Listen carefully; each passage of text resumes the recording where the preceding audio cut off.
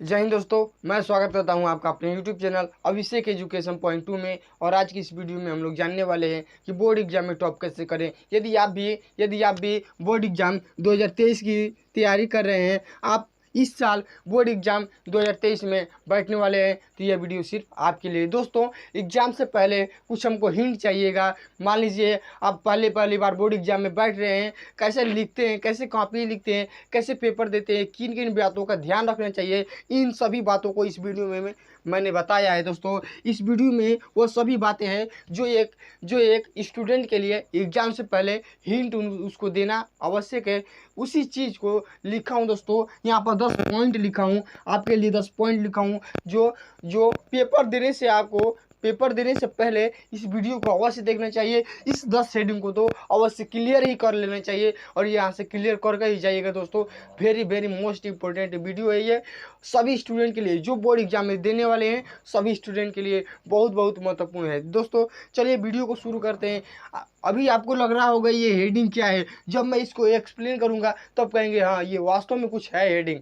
देखिए दोस्तों, सबसे पहले नॉलेज। एक एक बातों को एकदम आराम से सुनिएगा दोस्तों, एकदम इसको दिमाग में बैठा लीजिएगा, एकदम दिमाग में बैठा लीजिएगा। देखिए दोस्तों, पहला है नॉलेज। दोस्तों, सबसे पहले नॉलेज की बात क्यों किया मैंने,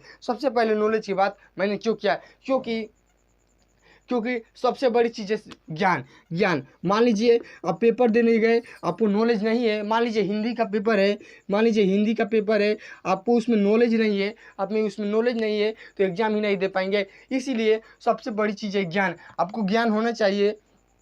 आप जिस भी सामाजिक विज्ञान जो भी पेपर दे रहे हैं, उसके बारे में नॉलेज अवश्य होनी चाहिए। तो नॉलेज कैसे आएगा दोस्तों, तो आप सीरीज पढ़िए। यदि आपको हिंट नहीं मिल रहा है तो सीरीज के पहले पन्ने पर साफ साफ दिया होता है कि यह बोर्ड एग्जाम के लिए है, या सीरीज के पीछे भी दिया रहता है बोर्ड एग्जाम के लिए। वहाँ पर क्वेश्चन कराए जाते हैं और पहला जो पेज है, सीरीज पलटेंगे उसमें पहला पेज पर सब लिखा होता है कि इस टाइप के क्वेश्चन आते हैं बोर्ड एग्जाम में। तो देखिए दोस्तों, पहले मैंने नॉलेज को क्यों लिया, ज्ञान को पहले क्यों लिया, क्योंकि सबसे बड़ी है ज्ञान जरूरी है दोस्तों। यदि आपको ज्ञान नहीं रहेगा तो आप बोर्ड एग्जाम में कैसे बैठेंगे, आप परीक्षा को कैसे देंगे। दोस्तों, सबसे बड़ी चीज़ है नॉलेज। आप हिंदी का पेपर दे रहे हैं तो उसमें नॉलेज होना चाहिए दोस्तों। इसीलिए सबसे पहले मैंने नॉलेज को हेडिंग रखा कि नॉलेज आपको ज़रूरी है। आप पेपर दे रहे हैं, आपको नॉलेज नहीं होगा तो आप पेपर में कैसे लिख पाएंगे। इसीलिए दोस्तों पढ़िए, अभी से पढ़िए, जो पढ़िए एकदम याद कर लीजिए, एकदम कॉन्सेप्ट को अपने क्लियर कर लिए। देखिए दोस्तों, अगला हेडिंग है दोस्तों hand writing. Very very most important दोस्तों। देखिए दोस्तों, हैंड राइटिंग।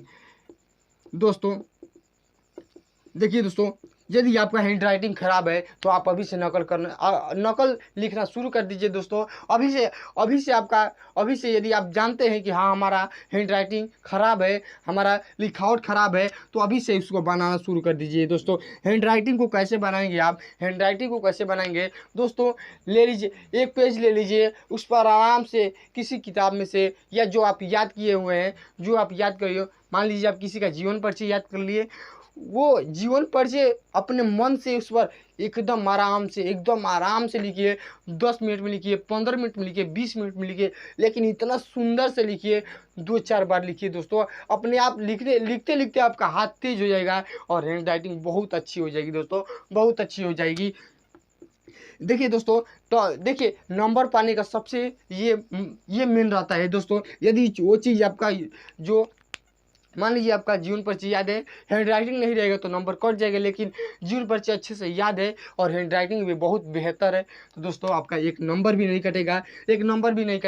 हैंड राइटिंग सुधारिए दोस्तों। हैंड राइटिंग को आपने देखिए दोस्तों, हैंड राइटिंग ऐसा चीज़ है जो एग्जामिनर को इम्प्रेस करता है। देखिए दोस्तों, आप इम्प्रेस कैसे कर सकते हैं, आपका एक ही जरिया होता है हैंड राइटिंग। दोस्तों, एग्जामिनर के पास कौन चीज़ पहुँचती है, एग्जामिनर आपसे कौन सी चीज़ पर खुश होता है, तो हैंड राइटिंग। ना हम पहुँचते हैं, ना कोई नहीं पहुँचता है, हमारी कॉपी पहुँचती है। तो कॉपी में क्या होता है, हमारी लिखावट होती है, तो लिखावट से आप इम्प्रेस कर सकते हैं कि एग्जामिनर देखेगा, बोलेगा हाँ लिखा है। जब लिखे रहेंगे, अच्छे से लिखे हुए रहेंगे, तभी फुल मार्क्स देगा, वरना नहीं देगा दोस्तों। तो हैंड राइटिंग को इंक्रीज करिए। 20 मिनट में लिखिए, एक ही पेज लिखिए, लेकिन 20 मिनट में लिखिए, सुंदर से लिखिए, 20 मिनट में लिखिए, 15 मिनट में, 18 मिनट में, 17 मिनट में, ऐसे ऐसे कर कर घटाते जाइए दोस्तों, बहुत ही अच्छी बेहतरीन राइटिंग आपकी बन जाएगी। अब बात करते हैं कंसेप्ट। कंसेप्ट क्या है दोस्तों? देखिए, यदि आपके पास, आप सोच रहे हैं कि हमारे पास समय बहुत कम है, बहुत ही कम है, और एग्जाम की तैयारी कैसे करें, तो दोस्तों घबराइए मत, कॉन्सेप्ट से चलिए, कॉन्सेप्ट से पढ़िए। कॉन्सेप्ट को क्यों लिए दोस्तों? कॉन्सेप्ट हम लोग क्या करते हैं कि याद करना रहता है कुछ और याद कर लेते हैं कुछ और। देखिए दोस्तों, आप यदि 10 लाइन का पढ़ेंगे, यदि आप 10 लाइन का पढ़ेंगे, तो उस 10 लाइन में 2 लाइन ऐसा भी होगा जो पूरा कॉन्सेप्ट उसी लाइन पर होगा, पूरा कॉन्सेप्ट उसी लाइन पर। मान लीजिए कोई 10 लाइन का आप याद कर रहे हैं, मान लीजिए कुछ भी याद कर रहे हैं, उत्तर याद कर रहे हैं 10 लाइन का, तो उसमें 2 लाइन ऐसा भी होगा जो 10 लाइन को इंडिकेट कर रहा होगा, यानी जो 2 लाइन ऐसा होगा जिसके संपर्क में ही 10 लाइन लिखे गए होंगे। तो आप क्या करिए, आपके पास समय कम है तो आप कंसेप्ट की चीज़ें याद करिए। देखिए मैंने आपको बताया सीरीज के पहले पेज की तरफ दिया रहता है कि ऐसे इस आधार पर क्वेश्चन बोर्ड एग्जाम में पूछे जाते हैं, वही है दोस्तों। तो आप उसमें से देख लीजिए कि क्या क्या पूछे जाते हैं, कैसे कैसे सवाल पूछे जाएंगे, उसी को याद करिए दोस्तों। कंसेप्ट वाली बात याद करिए। यदि आपके पास समय कम है तो आप कंसेप्ट केवल करिए, आपने क्लियर कर लीजिए दोस्तों कि हमको क्या क्या पढ़ना है। देखिए दोस्तों, चौथा स्पीड। दोस्तों very very most important, speed. आपने बार बार बच्चों को सुना होगा कि हमने इस क्वेश्चन को छोड़ दिया, समय नहीं मिल पाया। दोस्तों अपनी स्पीड को बढ़ाइए दोस्तों, लिखने की स्पीड को बढ़ाइए। ये लिखने वाली स्पीड है दोस्तों, लिखने वाली स्पीड है जो बोर्ड एग्जाम में काफ़ी हद तक आपकी मदद करती है दोस्तों, जो बोर्ड एग्जाम में आपको काफ़ी हद तक मदद करेगी दोस्तों। सबसे बढ़िया स्पीड देखिए दोस्तों, अपना स्पीड बढ़ाइए। यदि आप स्लो लिखते हैं तो फास्ट लिखने की कोशिश करिए, नहीं तो बोर्ड एग्जाम में आप कम मार्क्स ला सकते हैं। कैसे कम मार्क्स ला सकते हैं? मान लीजिए आप लिख लिए 2 6 नंबर वाला, जो 6 नंबर वाला है दो, वो छूट है, तो बताइए अब क्या करेंगे? 12 नंबर ऐसे ही गया दोस्तों। अब लिखने की स्पीड को इंक्रीज करिए। कैसे लिखिए? आप जैसे लिखते हैं वैसे ही लिखिए, लेकिन थोड़ा फास्ट लिखिए दोस्तों, फास्ट लिखिए। और दोनों का संबंध इससे है दोस्तों, हैंड राइटिंग और स्पीड दोनों ही वेरी वेरी मोस्ट इम्पोर्टेंट है, क्योंकि तेज नहीं लिखेंगे तो पूरा छूट जाएगा दोस्तों। यदि आप सोच लिए कि मैं 10 मिनट में लिखूंगा एक ही पे, तब तो बन गया है दोस्तों। आप तेज भी लिखिए और सुंदर भी लिखिए। इतना आपको एग्जाम से पहले कॉन्फिडेंस कर लेना है, अपने अंदर कॉन्फिडेंस ला लेना है कि मैं तेज भी लिख लूँगा और अच्छा भी लिख लूँगा, तभी होगा, तभी टॉप करेंगे दोस्तों, तभी अच्छा मार्क्स आएगा दोस्तों, तभी अच्छा मार्क्स आएगा। तो देखिए दोस्तों, नॉलेज की बात की गई कि सबसे पहले ज्ञान जरूरी है, आपके पास नॉलेज होना जरूरी है। उसके बाद हैंड राइटिंग, अपनी हैंड राइटिंग को इंक्रीज करिए। रोज़ 1-1 2-2 पन्ना लिखिए, जो याद किए हैं उसी को लिखिए, 4 बार लिखिए, 5 बार लिखिए, उसी को लिखिए। तीसरा कंसेप्ट, आपके पास समय कम है तो कंसेप्ट वाली चीज़ों को याद करिए कि बोर्ड एग्जाम में किस नज़र के किस टाइप से क्वेश्चन पूछे जाते हैं, उसको याद करिए। और चौथा चीज़ स्पीड, अपने लिखावट में स्पीड लाइए, अपने लिखावट में स्पीड को इंक्रीज करिए। यदि आपके पास स्पीड नहीं रहेगा तो आपके पेपर छूट सकते हैं, मार्क्स कम आ सकते हैं और बोर्ड एग्जाम में टॉप करने का सपना भी टूट सकता है। इसीलिए अपनी स्पीड को बढ़ाइए, रोज़ स्पीड को बढ़ाइए। आज 10 मिनट में लिखिए, उसके बाद सोचिए कि मैं 9 मिनट में लिख दूं, 8.5 मिनट में लिख दूं, 8 मिनट में लिख दूं। ऐसे समय का टाइमिंग जो है घटाते रहिए, स्पीड आपकी खुद बन जाएगी। तो देखिए दोस्तों, और सबसे महत्वपूर्ण दोस्तों, बोर्ड एग्जाम में आप कहते हैं कि ये मैंने सब कुछ लिख दिया लेकिन नंबर ही क्यों नहीं आया। वेरी वेरी इंपॉर्टेंट पॉइंट दोस्तों, पॉइंट देखिए दोस्तों, यदि आप 10 पॉइंट यदि देख लेते हैं यहाँ से, तो हमको नहीं लगता है कि आपको बोर्ड एग्जाम में जाने से पहले कुछ हिंट में बाकी रह गया होगा, कुछ बाकी नहीं रह गया होगा दोस्तों, क्योंकि ये 10 हिंट ऐसे ही हैं जो आपको बोर्ड एग्जाम से पहले, बोर्ड एग्जाम में यही आपके साथ ही जाने वाले हैं दोस्तों, यही साथ जाने वाले हैं दोस्तों। देखिए क्या पूछा गया है। देखिए दोस्तों, आप पूरा लिख देते हैं, पूरा छाप देते हैं बोर्ड एग्जाम में, फिर कहते हैं कि नंबर क्यों नहीं आया। देखिए देखिए क्या पूछा गया है, आप क्या लिख रहे हैं। देखिए दोस्तों, इसको जानना बहुत ज़रूरी है। आखिर में पेपर में पूछा क्या गया है और आप कैसे, आप क्या लिख रहे हैं। प्रश्न को ध्यान से पढ़िए दोस्तों, प्रश्न को ध्यान से पढ़िए दोस्तों। देखिए ये बोर्ड एग्जाम है, जैसा नहीं पूछा रहे, जैसा पूछा रहेगा वैसे नहीं लिखेंगे तो मार्क्स अवश्य कटेंगे दोस्तों। देखिए में आपसे क्या पूछा गया है, बोर्ड एग्जाम में किस टाइप के प्रश्न पूछे गए हैं। आखिर में प्रश्न पूछा गया है दूसरा और लिख दिए दूसरा कुछ, तो मार्क्स नहीं मिलेंगे दोस्तों, आपको नंबर नहीं मिलेंगे। मान लीजिए आपसे पूछा गया राष्ट्रवाद का, आपसे पूछा गया राष्ट्रवाद का अर्थ और परिभाषा सहित उसके उदय के कारण लिखिए, तो आप लिख दिए 6 नंबर का पूछा गया है, 6 नंबर का पूछा गया है, आप लिख दिए राष्ट्रवाद का अर्थ एवं परिभाषा, केवल अर्थ एवं परिभाषा लिख दिए तो नंबर नहीं मिलेगा दोस्तों, नंबर नहीं मिलेगा। जितना पूछा गया है, क्या पूछा गया है और हमें क्या लिखना है, इसको याद रखिएगा दोस्तों, इसको याद रखिएगा। सबसे ज़्यादा नंबर इसी से कटते हैं। आप लोगों का भ्रम होता है कि मैं 1 पेज लिखा हूँ, 1 पन्ना लिखा हूँ, 2 पन्ना लिखा हूँ, लेकिन नंबर क्यों नहीं उठ रहा है।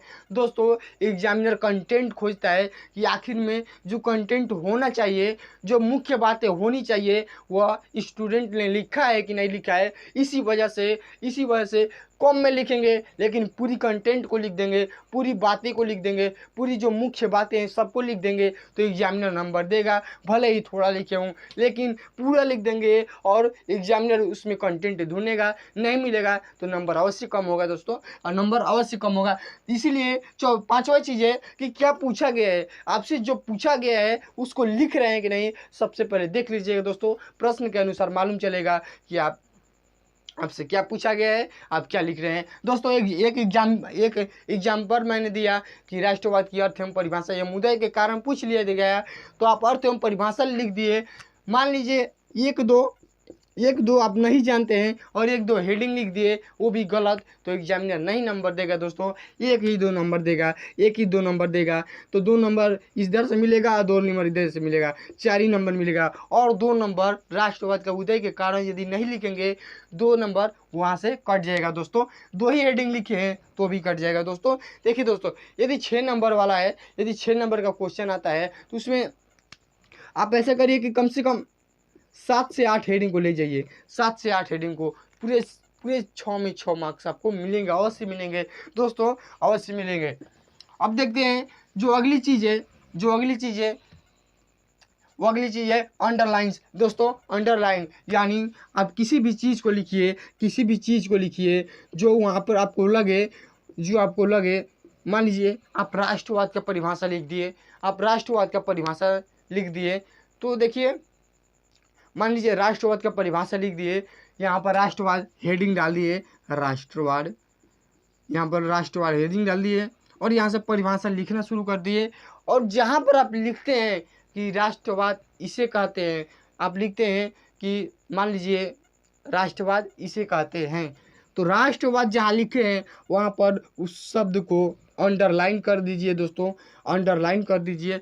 ऐसे यदि लिखते हैं तो आपका, देखिए ऐसे लिखने से क्या फ़ायदा है कि जो बोर्ड एग्जाम होता है उसका जो नज़र जाता है सबसे पहले इन चीज़ों पर जाता है। मान लीजिए अंडरलाइन कर देंगे, कॉमा से घेर देंगे, तो सबसे पहले एग्जामिनर का नज़र उसी पर जाता है और कहता है कि हाँ लड़के में कुछ है, लड़के में कुछ टैलेंट है।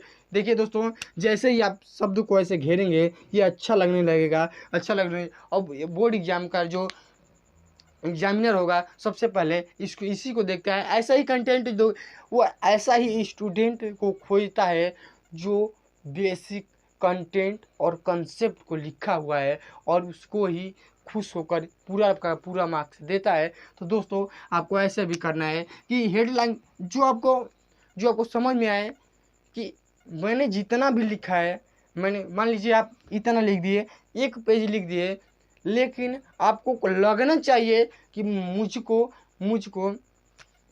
आपको लगना चाहिए कि मुझे इन सब इतना पेज में 2 ही लाइन अच्छा है, तो 2 लाइन को ऐसे अंडरलाइन कर दीजिए, ऐसे कॉमा से घेर दीजिए।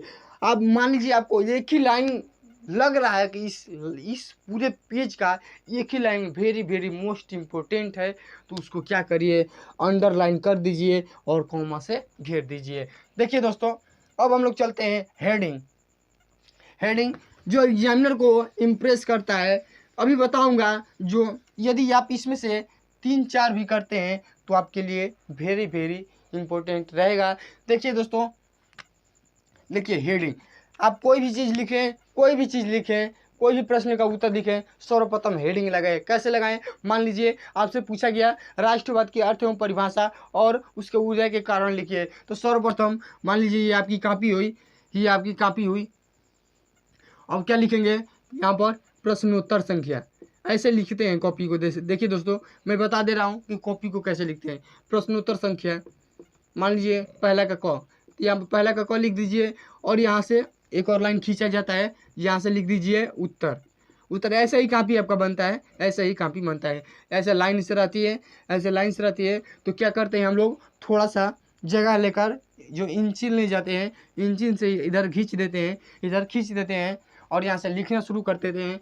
तो देखिए सबसे पहले लिखते हैं ये ब्लैक पेन से या मार्कर से, जो भी आप ले गए हों। देखिए दोस्तों, प्रश्नोत्तर संख्या पहला का क यदि पूछ दिया जाए तो इसको ऐसे लिख दीजिए और लिखिए उत्तर में क्या पूछा गया है। पेपर पढ़िए पहले, देखिए ध्यान से पेपर पढ़ने की आदत डालिए। पेपर में क्या पूछा गया है? राष्ट्रवाद का अर्थ एवं परिभाषा और उदय के कारण। तो सबसे पहले लिखिए राष्ट्रवाद का अर्थ, यहाँ पर हेडिंग रहेगा आपका राष्ट्रवाद का अर्थ, और इसको ब्लैक पेन से लिखिए, अंडरलाइन कर दीजिए और ऐसे कर दीजिए और आगे से लिखना शुरू कर दीजिए। यहाँ पर कॉपी छोटा रहेगा इसीलिए आपका इतना में आ जाएगा, ये थोड़ा बड़ा बड़ा लिख दिए हैं। देखिए दोस्तों, इसको और बड़ा कर लीजिए, नहीं तो आप कहेंगे कि बाहर कॉपी के लिखेंगे। देखिए हो गया ना। देखिए अब यहाँ से आप लिखना स्टार्ट कर दीजिए और जब ये ख़त्म होता है तो लिखिए यहाँ पर राष्ट्रवाद की परिभाषा, राष्ट्रवाद की परिभाषा, और परिभाषा को लिखिए यहाँ से। अब लिखिए, जब ये लिख लेंगे तो राष्ट्रवाद के उदय के कारण, राष्ट्रवाद के उदय के कारण, ऐसे लिखिए दोस्तों, ऐसे लिखिए। वेरी वेरी मोस्ट इम्पोर्टेंट, लिखने का यही तरीका ही है, इसके अलावा कोई तरीका ही नहीं लिखने का दोस्तों। बहुत अच्छे से लिखने का यही तरीका है दोस्तों, ऐसे लिखिए। प्रश्न का हुआ है, प्रश्न कितने नंबर का है, प्रश्न संख्या क्या है, तो प्रश्नोत्तर संख्या दागिए। सबसे पहले हेडिंग लगाइए प्रश्नोत्तर संख्या पहले का क। देखिए क्या है, तो राष्ट्रवाद का अर्थ और परिभाषा लिखना है, तो राष्ट्रवाद का सबसे पहले अर्थ लिखिए, उसके बाद राष्ट्रवाद की परिभाषा लिखिए, उसके बाद राष्ट्रवाद के उदय के कारण लिखिए। यानी जो भी लिखे हेडिंग बना कर लिखें दोस्तों। इससे क्या होता है, एग्जामिनर की नज़र क्या करती है, उसी पर जाती है। एग्जामिनर की नज़र अंडरलाइंस वाली चीज़ों पर जाती है, जो मेन हेडिंग दिए हैं उस पर जाती है, हैंड राइटिंग पर जाती है, इसके अलावा किसी भी चीज़ पर नहीं जाती है दोस्तों। सबसे पहले कंटेंट देखेगा तो हेडिंग देखेगा, कंटेंट देखने के लिए हेडिंग देखेगा। हाँ, इस हेडिंग को लिखे हैं। दूसरी बात क्या करेगा, ये आपकी लिखावट कैसी है, आपकी लिखावट को देखेगा दोस्तों, आपकी लिखावट को देखेगा, आपकी लिखावट को देखेगा और सर्वप्रथम देखेगा कि आपकी कॉपी कैसी लिखी गई है दोस्तों, क्या सुंदर दिखने में लग रही। देखिए जैसे अपने आप को सजाते हो ना, उसी तरह इसमें लिखो, उसी तरह इसमें लिखो। जैसे अपने आप को सजाते हो सुंदर बनने के लिए, मान लीजिए ये आप ही हैं, आपको इसको सुंदर, इतना सुंदर बना कर लिखना है कि एग्जामिनर काफ़ी हद तक आपसे इम्प्रेस हो जाए। देखिए दोस्तों, अगला चीज़ है रोल नंबर।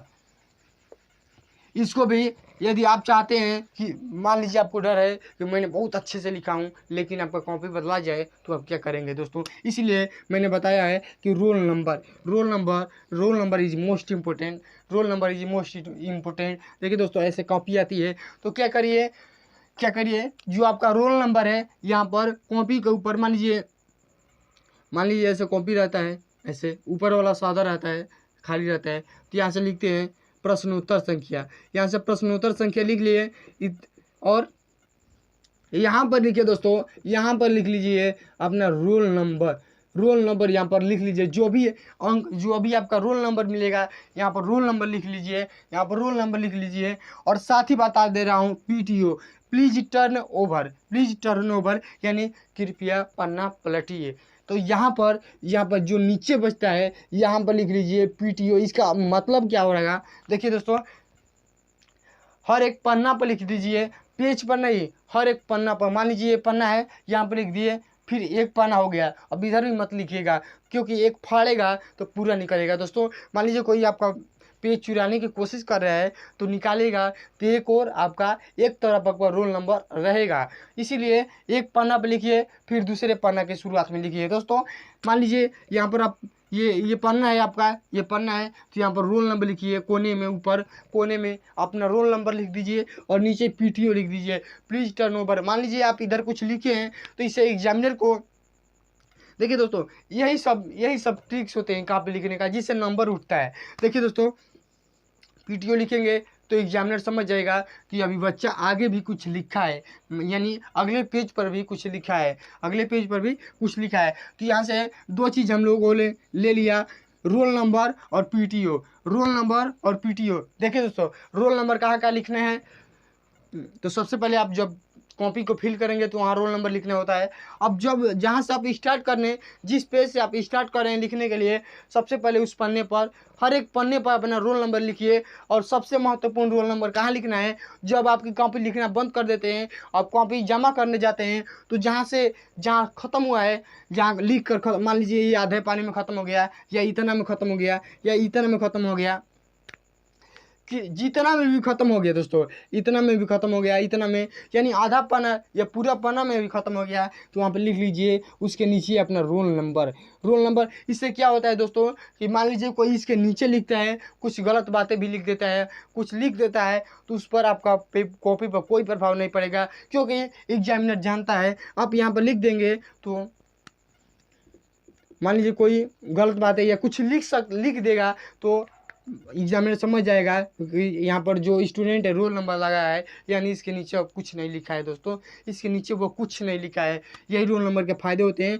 जहाँ कॉपी आपकी ख़त्म, या जहाँ आप लिखना बंद करते हैं उसके नीचे लिख दीजिए अपना रोल नंबर। उससे क्या होगा, कुछ आप गलत लिख देते हैं, कोई गलत या खाँच देता है, कुछ लिख देता है, तो एग्जामिनर समझ जाता है कि ये रोल नंबर यहाँ पर स्टूडेंट दागा हुआ है, इसके नीचे वो कुछ नहीं लिखा है, इसीलिए होता है। देखिए दोस्तों हार्ड वर्क, सबसे पहले मैं इन 9 हेडिंगों को एक बार और जल्दी रिवाइज कर दे रहा हूँ। आप देखिएगा दोस्तों, देखिएगा, नॉलेज, यानी एग्जाम से पहले आपको नॉलेज होना जरूरी है, ज्ञान होना जरूरी है। दूसरी चीज़ है हैंड राइटिंग ये बेस्ट फॉर एग्जाम। देखिए दोस्तों हैंड राइटिंग बहुत ही महत्वपूर्ण चीज़ है, बहुत ही महत्वपूर्ण चीज़ है। देखिए मैंने आपको बार बार कहा है कि जो हैंड राइटिंग है वही एग्जामिनर के पास पहुँचती है और कुछ नहीं पहुँचती है। दोस्तों देखिए तीसरी चीज़ कंसेप्ट, आप जितना भी पढ़िए अपना कंसेप्ट क्लियर कर लीजिए। चौथी चीज़ है स्पीड, अपने लिखावट में स्पीड लाइए। और पांचवी चीज़ है ये, क्या पूछा गया है,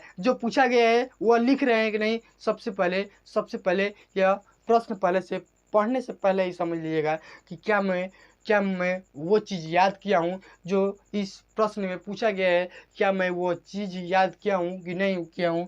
देखिए छठवां चीज़ है क्या, अंडरलाइंस, बातों को अंडरलाइन करना सीखिए। दोस्तों जो अच्छा लगे, जो आपको अच्छा लगे कि ये अच्छा है तो उसको अंडरलाइन कर दीजिए। सातवां चीज़ है हेडिंग को अवश्य देखिएगा। दोस्तों हेडिंग यदि 6 नंबर का है तो उसमें 8 से 9 7 हेडिंग लिखना एकदम आवश्यक है दोस्तों, आवश्यक है। और 8वीं चीज़ है रोल नंबर कहाँ लिखना है, हर एक पन्ने पर लिखना है। और नीचे क्या लिखना है, नीचे कोने में PTO लिखना है, हर एक पन्ने पर नीचे कोने में PTO लिखना है और यहाँ पर रोल नंबर लिखना है।